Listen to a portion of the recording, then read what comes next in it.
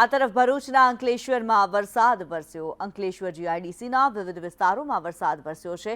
વાલિયા ચોકડી સહિતના વિસ્તારોમાં વરસાદ વરસ્યો, ત્યારે ભરૂચમાં અંકલેશ્વર જીઆઈડીસીના વિવિધ વિસ્તારોમાં અલગ અલગ વિસ્તારોની અંદર વરસાદી વાતાવરણ જોવા મળ્યું। વસીમ મલિક વધુ વિગતો સાથે જોડાયેલા છે। વસીમ, ભરૂચમાં વરસાદની પરિસ્થિતિ કેવી?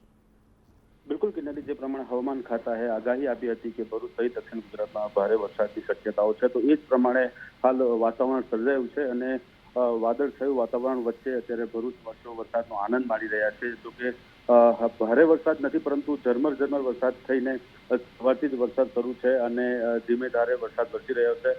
ખેતીલાયક વરસાદ અત્યારે કહી શકાય।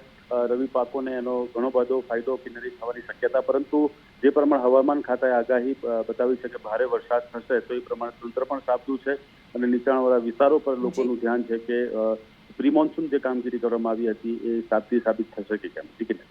જી, ધન્યવાદ વસીમ આ માહિતી માટે।